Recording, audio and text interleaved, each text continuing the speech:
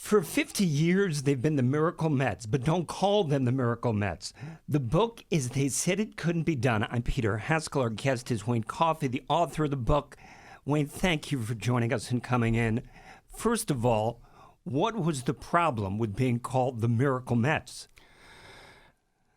They didn't mind that people considered what they did miraculous, but in some sense they felt that the word miracle cheapened their achievement, as if it were some kind of otherworldly, divinely inspired event, and they really felt that they absolutely earned this, and they earned it by out pitching, out fielding, and out hitting the Atlanta Braves in the NLCS, and then the Orioles in the World Series. So, it's hard to say they're really going to quibble with the word miracle, but they like to think that they won it the old-fashioned way. This was a Mets team. They were an expansion team in 1962. They were horrible. Historically horrible. Historically horrible. 68 wasn't bad. They were just normal bad. And 69, things just exploded. They won 100 games. They won the World Series. What was it about this group, and what allowed them to make that huge leap from, I think, 73 wins to 100? They it all changed, Peter, with the arrival of Gil Hodges in the beginning of 1968. And as you referenced, the Mets were epically bad. They were the worst team in the 20th century in 62, going 40-120, which takes some doing to go 40-120. They lost 737 games in their history leading up to 1969. But when Hodges came in 68, from day one, he told his players that the lovable loser thing is done. We're not doing that anymore. And to me, he did the genius of Gil Hodges, quite apart from his brilliance as a strategist, was the fact that in very short order, he changed the culture of the team. He really changed the Mets' DNA. And he said, we're going to play the game the right way. We're going to pitch. We're going to field. We're going to outwork everyone else. And he laid down the law, and he did it he just commanded this tremendous respect. And everyone, going back to Gil Hodges' days in Brooklyn, he was a revered player. In my mind, should have been a Hall of Fame player on the basis of what he did as a Dodger, as a tremendous fielder, hitter of 370 home runs, an anchor of tremendous teams for the whole decade of the 50s. And then he came to the Mets, and he really changed everything. One of the things that's interesting, which you point out in the book, and I guess I'm jumping ahead of myself, but you know about Seaver and Cleon Jones and Don Clendenin, but you had all these secondary players that had huge moments through the course of that season. And so what was it about Hodges? How much of that could you attribute to him? I think you attribute almost all of it to him, and you're absolutely right. The Mets were a team. I like to call them sort of the baseball equivalent of the little engine that could. If you looked at that roster, this was not an overwhelming collection of talent by any means. But what Gil Hodges did, there was not one player I talked to who said they 100% agreed that without Gil Hodges, we never would have won. And what he did was give every single player on that team, from Tom Seaver to Al Weiss, Duffy Dyer, the backup catcher, J.C. Martin, Rod Gasper, the spare outfielder, every single person had ownership. They were important. There was no caste system with the 69 Mets. And that was a culture that Hodges very carefully inculcated in the team. He would talk to every player every day. He used them. He didn't let the guys just sit on the bench for weeks on end. And fans of a certain age will recall that back then, when there was mandatory military service, Mets were coming and going all year long to do their 2 weeks of military service. So when they played the Cubs in the middle of the year, Bud Harrelson was at Fort Drum in the Adirondacks, and Ken Boswell came and went. Nolan Ryan came and went. So Gil just did a masterful job of using his entire roster. So every single one of these guys felt valued, and it is, as corny as it sounds, it made all the difference. And maybe the biggest home run in Met history was hit by the mighty Mite, Al Weiss, 155 pounds in Game 5 of the World Series. And he had the fastest home run trot on record because he didn't know how to do home run trots. That was, I believe, his 6th home run after a decade in the major leagues. So, but that was the magic of Hodges. He got everyone to believe in themselves, to feel important, to feel as if they had ownership in what was going on. You know what I think is interesting too? Tom Seaver was a dominant pitcher who had a fantastic year, but it seemed like part of that chemistry was due to Seaver's mentality. What was it about it that he was not, how seriously he took things and was not really above the fray? You know, he was, for all of his gifts as a pitcher, Seaver was a brilliant competitor, and his catchers told me the most cerebral pitcher who they ever worked with. They would, I remember J.C. Martin said, I would never, ever shake off Tom Seaver when I would catch him because he knew exactly what he wanted to do, and he was going to do it, and I'm not going to get in the way. So, and when he's known as the franchise and Tom Terrific for very good reasons, because as Gil Hodges changed the course of the culture in the Mets' fortunes, and Tom Seaver was the game changer on the mound. In fact, there was a kind of very telling moment, Peter, early in 1969. The Mets, of course, were so bad they had never been anywhere near the 500 mark. And in May, just about 50 years ago exactly now, they got to 18-18. And the press, you know, it was the big story of the day. The New York Mets were 500. You know, let's have a parade. And Seaver, they came to him after the game and said, you know, what do you think about this? You're 18-18. And he said, you know, we're not here to be mediocre. 18-18 is mediocre. We want to be in a pennant race. We're here to win. You know, you want to celebrate mediocrity and the way the Mets used to be. Go talk to Marv Throneberry and Rod Keneal and Choo-Choo Coleman. And Choo-Choo Coleman. Thank you. I knew we could get Choo-Choo Coleman in there. So that leadership and that setting the bar as high as he did, how important was that for that club? It was everything. I mean, it was, and again, it started with Hodges, who had this tremendous winning pedigree, and Seaver would not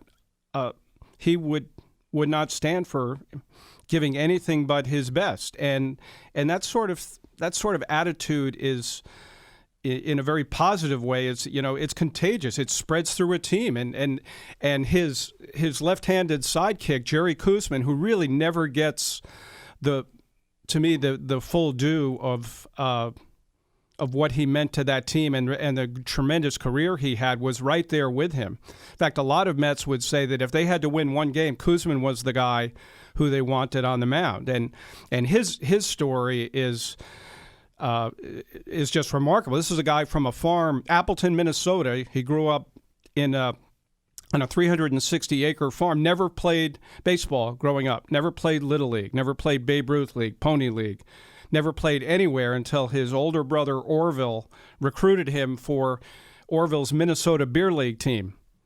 Then Jerry ends up going into the Army, Fort Bliss, Texas, and by then, you know, he's a strapping guy with clearly a very gifted left arm. He starts pitching for the Fort Bliss baseball team. His catcher is a guy from Staten Island named John Lucchese Jr. John Lucchese's father is a Met usher. And he says, Dad, we have a pitcher the Mets need to check out. And that pitcher turned out to be Jerry Koosman, who signed for the whopping sum of $1,200 and won 19 games in 69. In fact, down the stretch, to speak to your point about the competitives, Seaver and Koosman won 18 of their last 19 decisions as the Mets were running away from the free-falling, imploding Chicago Cubs. So you bring up Koosman, who I was going to ask you about next, and you talk about his competitiveness. When you talk to him quite a bit, he's featured prominently in the book. Give us his perspective of what that season was like, and now for him, looking back on what that was like for him. Well, he came up in '68, and really, I thought he should have been the National League Rookie of the Year. Was a tremendous success right away. But he, this is another guy who was all business, and in the heat of competition, the first pennant race of his life, he pitched absolutely brilliantly, and I think. If you want to know the essence of Jerry Koosman, Peter, let's fast forward to the World Series. So Tom Seaver loses Game 1 in Baltimore, and the Baltimore Orioles, fans will remember, won 109 games, and they were widely considered to be one of the greatest teams in baseball history. Frank Robinson, Brooks Robinson, Jim Palmer, they had Boog Powell, Paul Blair, Don Buford. They were just absolutely stacked. And after they beat Seaver in Game 1, a lot of people thought it was over. And so Game 2, Jerry Koosman takes the ball from Hodges. He pitches a no-hitter into the 7th inning, and the Mets win. So it's 1-1 coming back to Shea. The Orioles never won another game. And Koosman ended up winning. He was the only pitcher who won 2 games. He won the clinching Game 5. And so this was a guy when when the heat was the hottest, he brought his best. I want to ask you about another individual who played a key role, veteran Ed Charles, the glider, whose backstory is really compelling and sad in some ways, but he got there and won the World Series. Yeah. Tell us about that. Yeah, Ed Charles was there are a lot of heroic figures on the '69 Mets, and Ed, who passed just last year, I had the honor of spending about 4 or 5 hours with him. He lived just in East Elmhurst. I mean, you could almost hit a ball to Citi Field from where he lived. And but Ed grew up in Daytona, Florida, in the most horrific of circumstances, really, into terrible poverty. There was violence in his home. He was homeless as a young teenager. He dropped out of school. He had a really rough go, but he was a gifted athlete and ended up going back into school. He was a very, very smart man and was a published poet who was sort of the Mets poet laureate.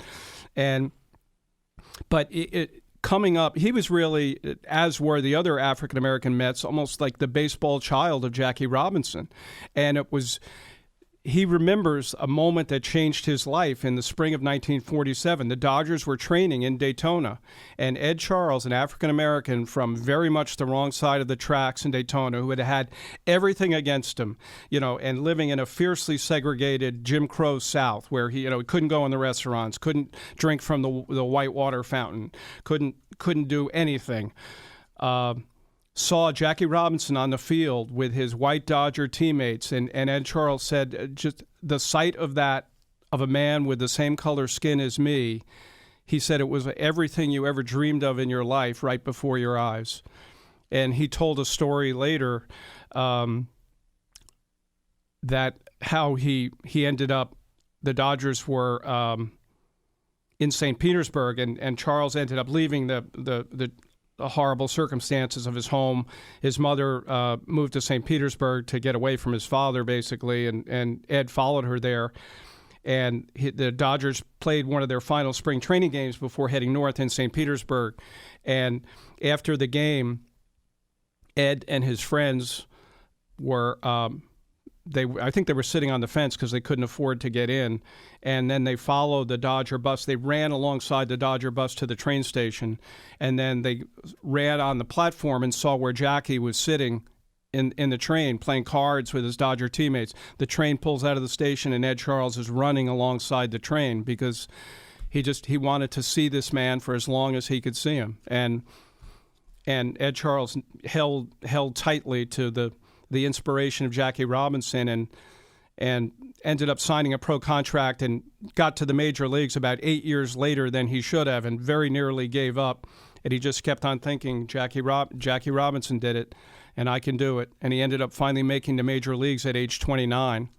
And Game 5 of the World Series was the last game Ed Charles ever played, so it's a pretty good way to go out. And as an aside, that powerful scene you describe at the train station is portrayed in the movie about Jackie Robinson. That's right. 42. And, Yep. and you see that, and Mets fans will see that, and they'll say, hey, Ed Charles, that's the guy. That's the glider, yep. So you set up the World Series. Game 1 goes to the Orioles. Koosman comes back with a big game, too. Just, if you could briefly, the drama that led up to, the big plays, A.G., Swoboda, etc., the drama that led up to that Game 5. Yeah, so with the I'll take a step back for a second to as improbable as the Mets' run that year was, and by the way, right around the time Woodstock was starting, the Mets looked like they were done. They were 10 games out in third place. They finished the year 38-11. They just were on fire. Then they swept the Braves in the first NLCS. So now they get to the World Series, and they're playing the mighty Orioles. No one gives them a chance. And in fact, before the series begins, Gil Hodges Jr., 17-year-old kid from Brooklyn, who was a ball player himself and a good one, basically was with the team the whole year. And he's sitting in his father's office before Game 1, and he's looking at the stats of the Baltimore Orioles and the New York Mets, who did not have a 30-home run hitter. They did not have a 100 RBI guy. They were in the bottom of the National League in almost every offensive category. He's looking at the Orioles stats, the Mets stats. He says, hey, Dad, can I ask you a question? His father says, yeah, sure. And he said, how are you even on the same field with these guys? So Gil Sr. pauses a minute. He stands up. He closes the clubhouse door, and he goes over to his son, and he says, I don't ever want to hear you say that again, because there's a room full of guys right over there who think that they can play with these guys and they can beat them. If they play smart, we pitch, we field, we do all the little things. We play, we're all in 1 through 25 the way we have been all year. We can do this.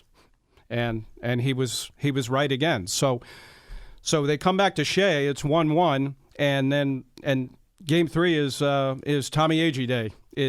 He had one of the greatest fielding games in the history of the World Series, and probably single-handedly saved 5 runs with a glove that wasn't even his own. By the way, it belonged. He used a Johnny Callison model glove of Johnny Callison of the Philadelphia Phillies.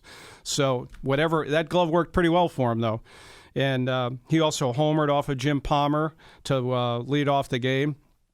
And now the Mets go up 2-1 behind Gary Gentry, and now it's Game 4. Now it's Seaver again, and Seaver was very eager to atone for a so-so effort in Game 1, which the Orioles won, and now there are more heroics, and this time Ron Swoboda makes what Mickey Mantle called the greatest catch he's ever seen in baseball.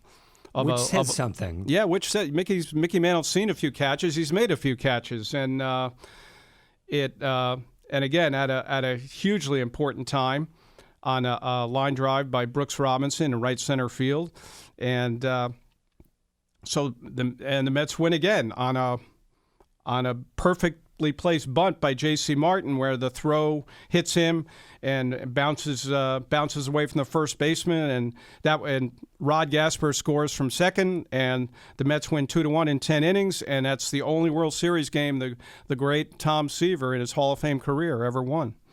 So now we're at Game 5, and by now, I mean Shea Stadium. Now you were at Game 5. I was at Game 5. Describe what it was like there. Well, it was a Thursday, October 16th. It was a school day, but I was terribly ill that day, and I couldn't make it to school.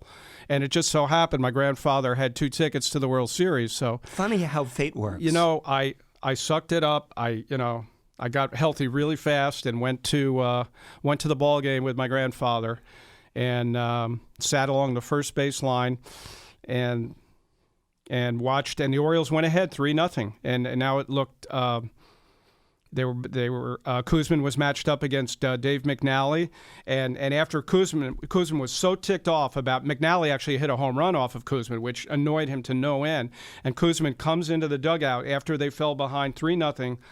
It's just in the third inning or something, and he goes up and down the dugout, and he said, "They are done. They are not getting anything more off of me. That's done. Now let's go. We're coming back. We're winning this game." And he said he also wanted to do that. He did. It was purposeful bravado because he also wanted to send Hodges a message that in case he was thinking about going to the bullpen, don't go to the bullpen because I'm your guy and I'm going to finish this game. And by the way, there were the Mets. There were in 1969. Baseball fans may remember there was these things that called complete games, where pitchers started games and they finished them. They finished them. They finished them. They did 100 pitches. Yeah, they had 51 complete games that year. The New York Mets did. They didn't limit them at 100 pitches. No, they didn't. In fact, there was one game where the Mets beat Juan Marichal in '69, where Marichal pitched a shutout for 13 2/3 innings and lost on a Tommy Agee home run in the bottom of the 14th on his 151st pitch. Wow. So, yeah, the Mets completed the game. Jerry Koosman completed Game 5, and he was true to his word. The Orioles got no more runs, and the Mets rallied. They got back. They got a home run from Al Weiss, 155 pounds. The unlikeliest source, perhaps. Yeah. Oh my gosh. And that tied the game, and the Mets ended up taking the lead. Koosman held on, and the irony of it. So in the bottom of the top of the ninth, the tying run. There's a man on first. There's a tying run at the plate in the person of Davey Johnson, who would become the manager of the only other World Championship team the Mets had in '86. And he hit a fly ball to left. Cleon Jones made the catch, went down to one knee, and then the Barbarians stormed the field, and Wayne Coffey among them. Wayne Coffey was among them. I do. That was my life in crime right there.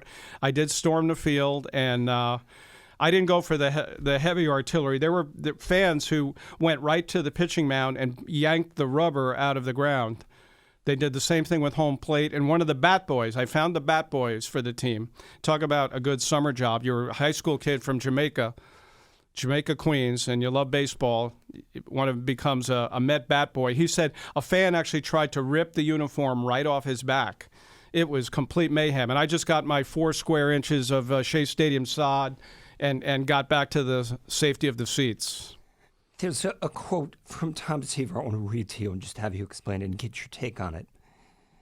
This is from Tom Seaver. The greatest collective victory by any team in sports. What's your take? I would. I'd have a hard time arguing with that. I think there's only. I really think the only parallel that comes to mind for me is the U.S. Olympic hockey team in 1980, who beat the Russians, who had the greatest collection of hockey talent in the history of the sport, and they were a bunch of college kids who had no business doing that and somehow did it on a Friday night in Lake Placid. And the Mets, I mean, really, if they played a bunch of World Series against the Orioles, did they win most of them? Did they win most of those games? No, but they only played one, and it lasted 5 games, and the New York Mets won 4 of them. This book is rich with detail about the 1969 Mets. The book is They Said It Couldn't Be Done. Wayne Coffey, thanks for joining us. Thanks for having me, Peter. I really enjoyed it.